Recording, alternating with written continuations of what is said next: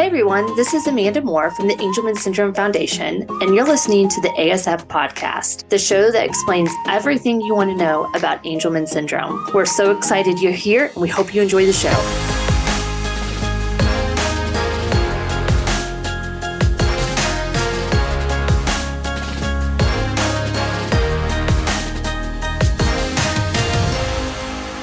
Hello, all my beautiful Angelman community and everyone else listening. Welcome so much to the Angelman Syndrome Foundation podcast. I'm really excited about today's episode because I thought it would be really cool to do an episode around the top questions that I'm asked in my role, especially since I've been around for almost 6 years now. There seems to be a lot of questions that are the reoccurring questions that I get in this role. And I thought, why not do a podcast to, explain the questions that I get asked and then how I answer them.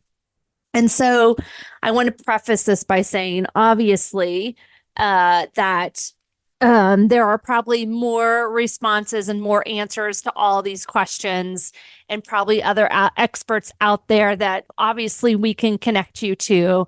But, one of my most favorite things to do in this role is to just talk with families, talk with parents. And so I do my best to give as much of advice and guidance as I can based on just what I've learned in the last 6 years.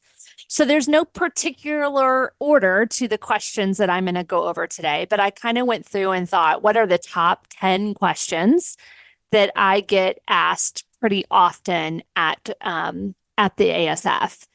And so like I said, there's no rhyme or reason to it. I want to start off by kind of just where I started off on the list. And I also remind you all that when you have questions, if you're listening to this and you're newly diagnosed, or even if you're not and you've been in this community forever, we have someone who answers the phone Monday through Friday from 8 to 5 at our foundation. So you can always call and ask questions. If they can't answer the question, they will get you those answers. But also, I love talking with families. So you can at any time reach out to me as well. And I'm more than happy to answer any questions that you guys have. So let's kick this off. One of the top 10 most asked questions that I get. The first one being, what types of therapies and interventions are most effective with for individuals living with Angelman syndrome? The one thing that's, I try to really articulate when it comes to this question is, getting our individuals with Angelman syndrome into therapy as soon as possible is always such a great first step. That's why helping people get the diagnosis that they need so they can get into those therapies are so important. Obviously, some of the first therapies that are really essential is physical therapy, occupational therapy. Those are two great therapies to really start off with, really helping our loved ones with gaining that, that motor and that fine motor and the strength that they need in their core through physical therapy, helping them through that journey. Occupational therapy, really helping with the feeding, the fine motor skills within their hands, all those different kind of things that are really essential. And as I'm talking about therapies, we also have a great resource online that was created by physical therapists and occupational therapists who have worked with a lot of kids with individuals with Angelman syndrome on best practices. So make sure you grab that, especially if you have someone that you're working with, a therapist who has never worked with an individual with Angelman syndrome. This is a great tool. But I always really say those are kind of the best therapies to start off with. Obviously, adding speech into that whenever you feel like your individual with Angelman syndrome is ready for that. Some other therapies that I love to suggest is, aqua therapy, water therapy, hippotherapy, which is a form of horse therapy, which is, really great to strengthen the core. It's great also for just their mental health because horses have such a healing aspect to them. But those are all really good therapies to start off with. Obviously, there are intensive therapies. Intensive therapies are kind of located all throughout the world. And if you're listening from the US, there's quite a few in the US. that are, therapies that you can take your individual with Angelman to, and it's exactly what it is. It's an intensive therapy. So it's for some cases, it's all day therapy for a full week, focusing and concentrating on maybe a specific thing. There are so many different forms. You also have to be really diligent of determining what your insurance will cover, which that's another question I'll talk about here in a minute. But all these therapies are really great therapies to get your individual in. And like I said, I'm going to answer the questions very high level, but if you have more questions or want more details or connections to any of these things, you can always reach out to us, look on our website, and we can really work through that.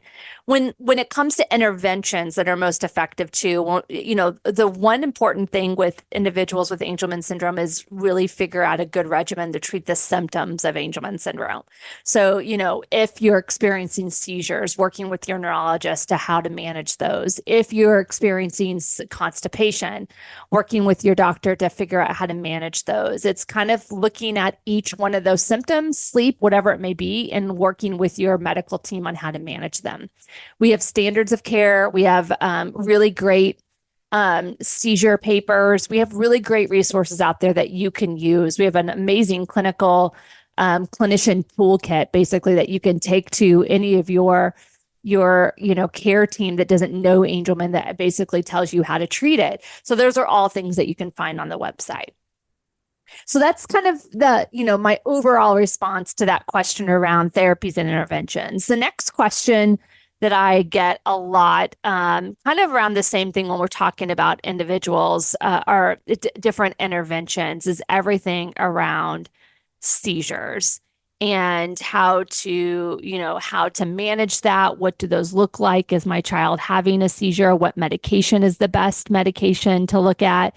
I often get individuals who will send me videos asking, is my child having a seizure? What do I do? And so, really the first course of action is always to make sure you're reaching out to a neurologist if you suspect anything. And sometimes that can be a really frustrating answer because, a lot of times our neurologists are seeing so many individuals, and your child can be seizing and they say, okay, well, we can see you in 6 months, which makes me want to jump through the phone and shake someone. But always making sure you're talking and reaching out to your neurologist saying that you suspect something is important. Like I said, I always try to push people towards the website on the one pagers we have on seizure control, like when people ask about seizure medication. We have a lot of research that has been done through our clinical network at looking at what medications are best for individuals with Angelman syndrome, knowing that every individual with Angelman syndrome can be vastly different in how they react to medications. But there is research that shows there are specific medications that that work well for individuals with Angelman syndrome when it comes to this. We also have a lot of resources around the LGIT and keto diet. This is something that there has been proven research to show that this can, in some ways, help control or manage seizures. Whether that's long-term control, we don't know, but there is some great resources and some research that we have had that is on the website that you can look at that. A lot of people who are newly diagnosed, who haven't experienced seizures yet, the question is like, what do I do? Like my best advice is to always, start having conversations with your neurologist and come up with a seizure action plan. The scariest thing that happens when our individuals have seizures for the first time is not having a plan and not knowing what to do.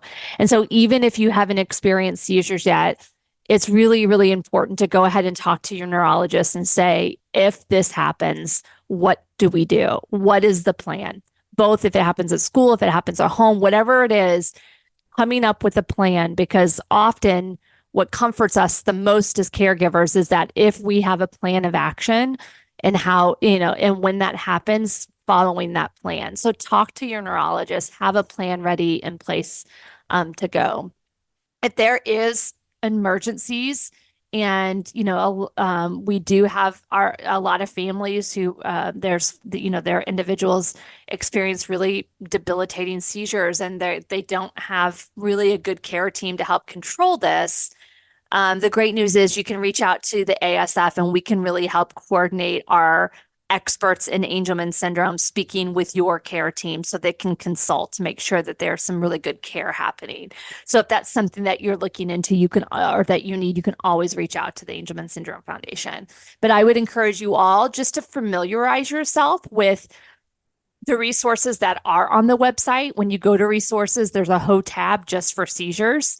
There's tons of videos of all of our clinicians talking about seizures, how to manage them, medications, whatever it may be. Take some time and look at that just so you can be prepared. Another question that I get, or that's a question that's the most often, is what resources and supports are available for families and children of Angelman syndrome? And, this is a really big, vague answer because there are a lot of resources that are there for our families as they, move through the journey of having an individual with Angelman syndrome. We have everything from free counseling for anyone in your family experience, that might be experiencing mental health crisis, or even if you're not in a crisis and you just need support through this journey.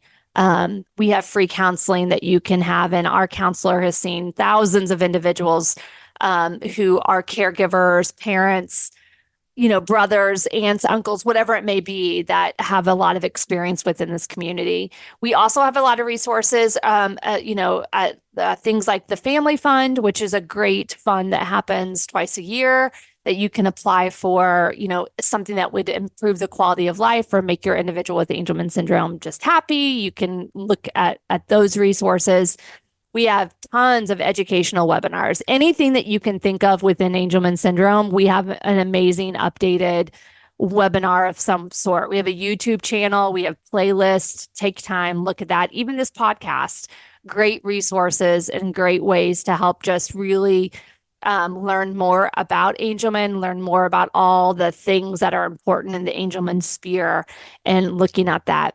We also have resource support. We have family champions in every state that if you want to connect more with people in your state, you can reach out to. We have experts in insurance that if you want to speak with them to help you through your insurance navigation, you can work through that. We have amazing sibling programs. We have the huge clinical network. We have so many resources. It's kind of, I could spend a whole podcast. Actually, I think we have a podcast on this. But I would encourage you, if that's something that you're interested in, once again, go to the website and just dig into that and look at that. Under the resource tabs, you can find all of the resources that we have that are supportive for families. And if we don't have something, we even have consultations. You can get consultations with IEP experts, behavior experts. It's literally a little bit of everything. But if there's something that you see that you don't see and you think we need it, reach out, tell us. Our job is to support you as a community, and we really value that, honor that, and take that job very seriously. So let us know what's missing, and we're more than happy to help in that way. Okay, next question. How can I help my child communicate? What does communication look like for individuals with Angelman syndrome? Once again, this is a really hard question to answer sometimes because every individual with Angelman syndrome kind of has their own journey when it comes to communication. A lot of our families look into augmentative communication, whether it's using an AAC device. Some of our kids do some sign language. Some of our individuals use, maybe more verbal cues. There's a lot of different ways that our individuals communicate. So there's, we noticed this and we saw this. So we worked with some AAC experts and created a whole 100-day program just for individuals living with Angelman syndrome and their caregivers called Stepping into AAC. And this will take you from like your very beginning. Like, I'm scared. I don't know what to do. This seems like a foreign language to me, which is where I was, and how you can kind of start becoming an expert and grow in that craft, as well as you can share that with your speech team, your school team. That's a great resource to use. So I really try to tell families that, really lean into what your individual with Angelman syndrome seems to excel in, and know that that may change and ebb and flow throughout the year.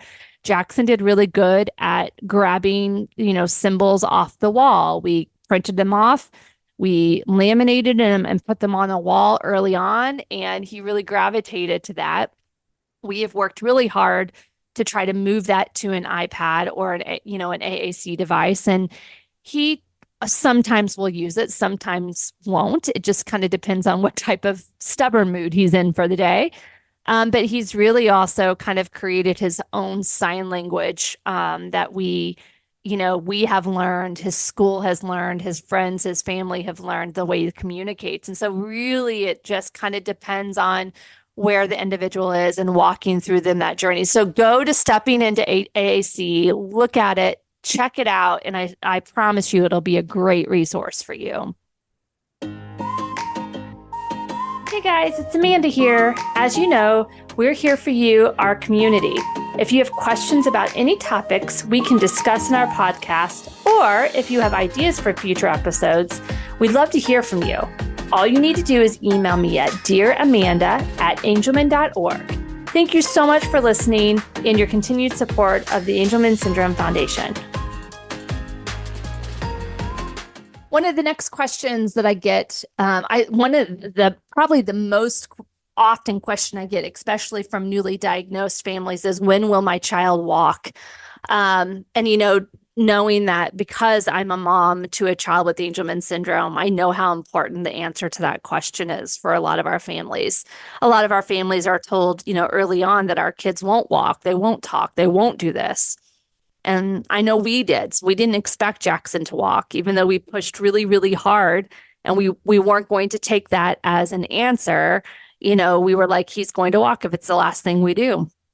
And so to answer this question, it's really hard, once again, because our individuals are very diverse in when they gain skills. And so I, really try to encourage families that just continue to put the work in when it comes to PT, different type of, if you want to do an intensive, whatever it is that fits you and your family and your individual with Angelman syndrome, the best is what I always encourage.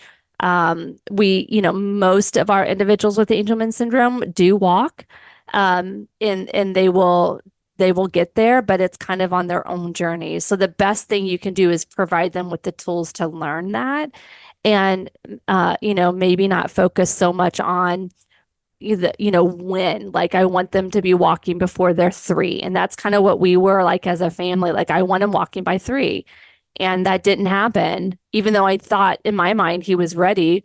But he decided to walk when he wanted to walk. And I think he was, close to like 3.5, but he took his time. But he gained other skills before that, I didn't think he would do. So I think it's kind of on the kid's timeline, but also know that you're putting the work in, and there will be days that it's really frustrating because you want to see that happen. But just continue to, keep your head up and really try not to be discouraged, and know that there's a lot of tools and resources out there to support and try to make that happen. But to answer the question of when will it happen, it's just a really hard answer to answer for each family.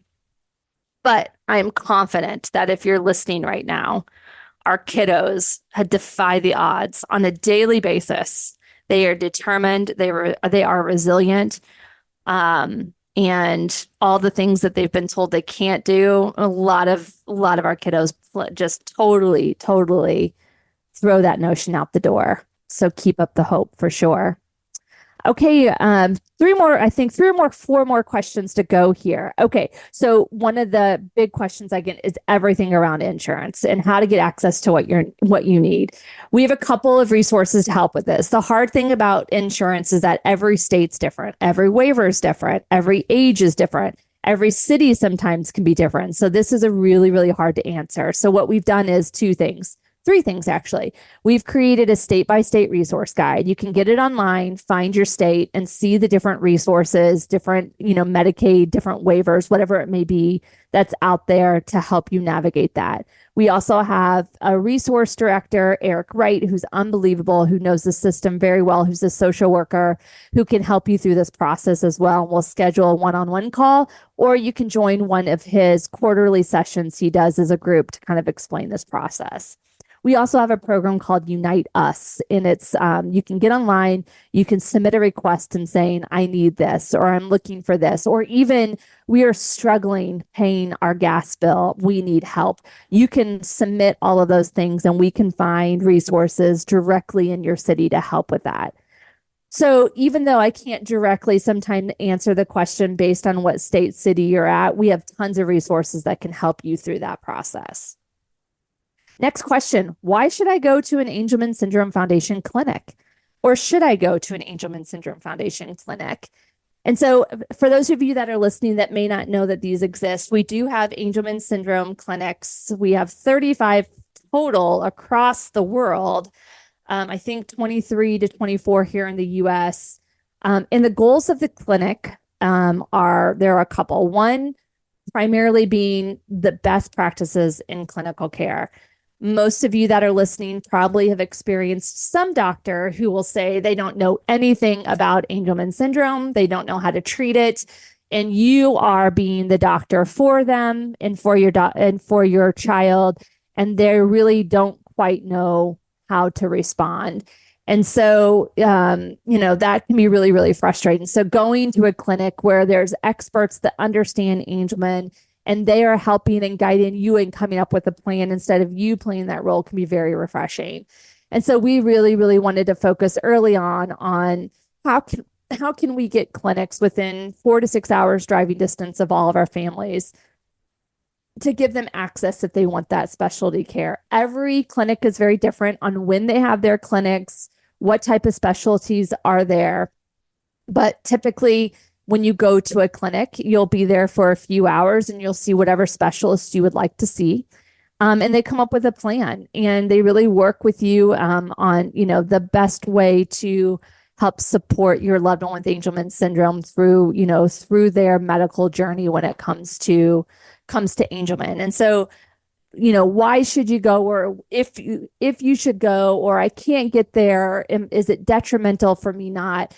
I always tell everyone we've created everything that these clinics are doing are within the standards of care or within any sort of care statement we have online within the clinical toolkit. So technically, all that brain power is in documents that you can give to your care team at home. The question always is your care team willing to take the time to review and really hone in on understanding Angelman and how to treat it? And so if you can't get to a clinic, first of all, our goal is always to remove all those barriers. So if it's money or resource issues, then we have through the family fund, you can apply to get to a clinic. If it's, insurance or whatever it may be, we work really hard to remove those barriers to anyone who wants to get to a clinic that they can get to a clinic. If you can't get to a clinic, though, that care and that expertise is still there. I encourage you to use the clinical toolkit that's there, send it to your care team. But if you're interested in getting to a clinic, we have an amazing clinic director, Katie, who can kind of talk you through the process and then connect you with your local clinic and your clinic coordinator to start that process. The other thing that the clinics were established for was the hope of a future clinical trial, that these could be clinical trial sites as well. Luckily enough, we are in clinical trials right now with 2 actively happening here in the US, 3 globally. And so the goal was to be able to have trial sites that have, investigators who are running these trials that know and seen a lot of Angelman syndrome. And so that's one of the functions of the clinics as well. And so, why should I go to a clinic? Why should I go to a clinic? I think it's really up to each family. The resources that you have locally. If you have a good care team, fantastic. That's amazing. Stick with them, work with them. And even if you have a great care team, but still want to be seen by a specialist, it's whatever, it's whatever you want as a family. But please know that if there's any barriers to you getting to a clinic and you want to get to a clinic, call us. Let us work through that with you. One of the, I think I had two more questions here. And like I said, these are the top 10 questions that I get asked in my role. And I'm sure that, there's a lot more. I could probably do a few podcasts, but I thought these were kind of the ones that were really, really big.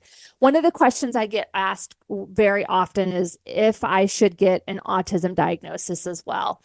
And, this has been something that's become a lot more of a question that happens quite often. Mostly because families are looking for access to ABA or more resources. The frustrating thing about our insurance and our healthcare at this point is that you have to have an autism diagnosis in most states to receive ABA therapy if that's something that you're looking to do. And so, once again, this is always a hard question to answer because it's very, once again, it's very state specific. It's very clinician specific. It's also, you can get your child, your individual with Angelman syndrome tested for autism. And some people, some individuals will see it and give that diagnosis and some will not. So it just kind of is not clear across the board. And, in my opinion, it needs to be less about getting the diagnosis of autism and more about really working on advocacy and pushing legislation of this resource, this ABA therapy, or whatever services that is provided specifically for one population. It could be beneficial for multiple rare diseases, not even ours. And so how do we push that to where ABA can be something that's accessible for more than just those with, on the autism spectrum? And so, my suggestion would be if ABA is something you really want to explore, work with your therapy team, work with your clinicians and come up with a plan on what that looks like. ABA has been really successful for some of our families, and some of our families just have not used it. So once again, this is something that is really kind of important for you to explore as a family of what that looks like and if that's a service that you want.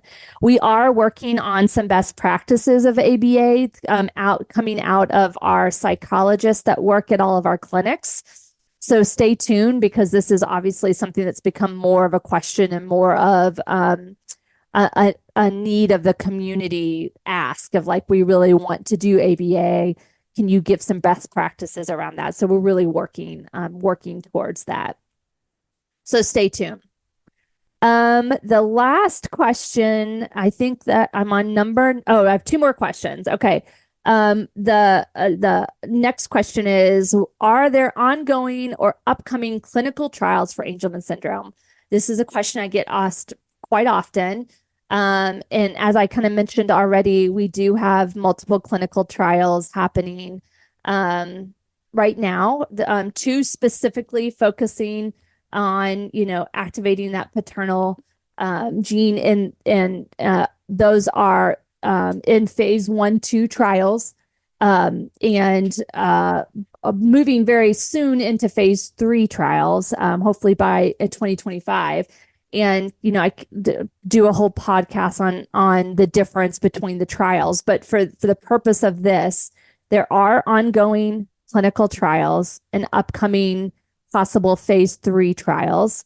The best way for you to keep up to date on these trials is become very custom or go to clinicaltrials.gov. They have all the most updated information of the trials for Angelman syndrome. You can also always keep up on, if you're not, if you haven't given your information as far as newsletters or whatever for any of the Angelman organizations, we are always giving updates on the trials. So, engaging with the Angelman advocacy groups and making sure that you are on Facebook, Instagram, Twitter, whatever it may be. We try to give as many updates as possible.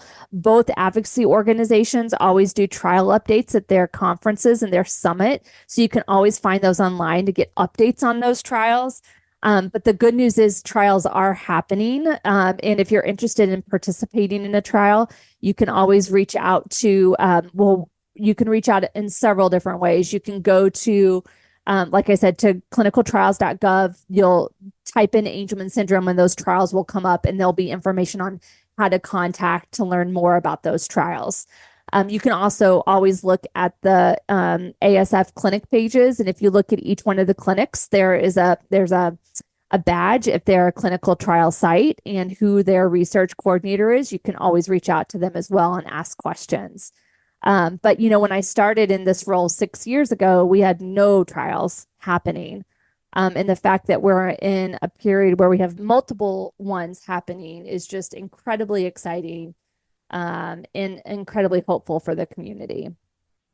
So last question that I get very often, and I kind of saved this one for last because it's one that I get all the time and gotten much more recently in the past couple of years, than I did when I first started. And that is, what does a future look like for my individual with Angelman syndrome, long-term care options, guardianship, day programs? What does this all look like? And this is such a complex and hard question. As when I first started, there was little to no resources for our adults living with Angelman syndrome, or really any adults, period, with any sort of diverse need or, intellectual disability, whatever it may be. There hasn't been many resources out there. And so we've really worked very hard in the last 4 or 5 years of creating as many resources as we can to help our adults living with Angelman syndrome. It's hard to tell you what the future looks like because every day we're having, breakthroughs in this community. We're having more care and more updates on how to care. And so everyone's kind of future looks so different. And I always talk about how Jackson's life has so many possibilities because of all of the individuals with Angelman syndrome and their caregivers that came before him. I think back to those who have individuals who are, 20, 30, 40, 50 years old and what resources they had.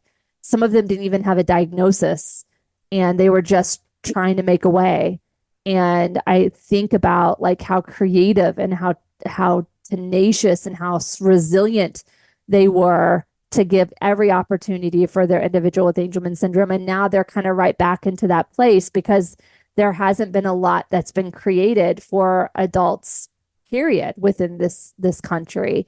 And so we are really, really working hard, both on a policy level, but also here at the ASF of how we look at the symptomatic parts of an adult living with Angelman syndrome and what are the symptoms they're experiencing that are different and how can we treat them to give them the best quality of life possible. So we're really investing in that. We're investing in expanding our adult clinics, our clinics that will serve adults, and looking in all those areas to be able to do that. We're also creating documents to help people navigate day programs, long-term care providers, whatever that may be, coming up with trainings, questions asked. All those resources are on our website to see how we can help and support that. We're going to continue to partner with organizations that are fighting for the same type of policy changes. How do we get more caregiver respite, caregiver pay? How do we create long-term solutions for our individuals that are strong and worthy, and when they transition out of high school, that they have ways to continue to be engaged socially and have opportunities. So these are all topics that are incredibly important. We have an adult task force that works on these things and will continue to work on these things. And it's a very big project for us here at the ASF and something we're really important, really passionate about. So if you want to get involved or engaged in that, reach out to me. Tell me what we can be doing better. We're continuing to work through this and we'll do everything we can to kind of continue to help with that. But it's definitely something that we care about and will and really want to see some effective change. And so top 10 questions asked to Amanda. I mean, like I said, there's so many more. So if you're listening to this podcast and I didn't answer one of your questions, send it to me. Let me know. You can ask me any question and I can add it to my next podcast. But I'm hoping this was helpful. Maybe you got a small nugget out of it in some sort of way. But once again, always here to support you. Angelman.org is a great resource. Join one of our Facebook pages. Look at our YouTube channel. Reach out to us. We have a lot of great people on staff that are willing to support and help in any way. For you all that are listening right now, I'm sending you, especially in our community, I'm sending you so much love. I hope you enjoyed the podcast and we will see you soon.